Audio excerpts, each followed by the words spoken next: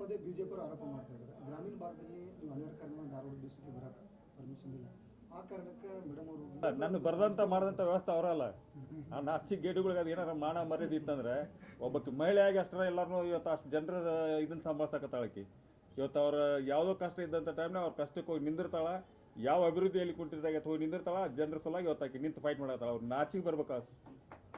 ಬಾಯಾಗ ಯಾವ ವರ್ಡ್ ಮಾತಾಡಿದ್ರು ಕಮ್ಮಿ. ಅವ್ರಿಗೆ ನಾಚಿಗೆ ಮಾನ ಮರ್ಯಾದೆ ಏನಾರಿದ್ರೆ ಮಾಡೋ ಮೊದಲು ಥರ್ಡ್ ರೇಟ್ ಕೆಲಸ ಬಂದ್ ಮಾಡ್ರಿ ಅವ್ರು ಮೊದಲು.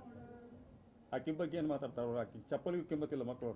ಗ್ರಾಮೀಣ ಭಾಗದಲ್ಲಿ ಇದ್ದರೂ ಕೂಡ ಮಾಡಾಕತ್ತಾಳ. ಇವತ್ತು ಹೇಳಕತ್ತಿಲ್ಲ ಅಷ್ಟು ಜನರಿಗೆ, ಇವತ್ತು ಅಷ್ಟು ಜನರಿಗೆ ಹೋಗಿ ಸ್ಪಂದಿಸುವಂಥದ್ದಾಗಲಿ ಒಬ್ಬ ಮಹಿಳೆ ಎಂದು ರಾಜಕಾರಣಕ್ಕೆ ಬಂದಾಕೆಲ್ಲಕ್ಕಿ ಆದರೂ ಕೂಡ ದರ್ವೊಬ್ಬರದು ನನ್ನ ಮನೆ ಬಾಗಿಲು ಮಟ್ಟಿಗೆ ಯಾರೋ ಬಂದರೂ ಕೂಡ ಅದು ಫೈಟ್ ಮಾಡಕತ್ತಾಳ.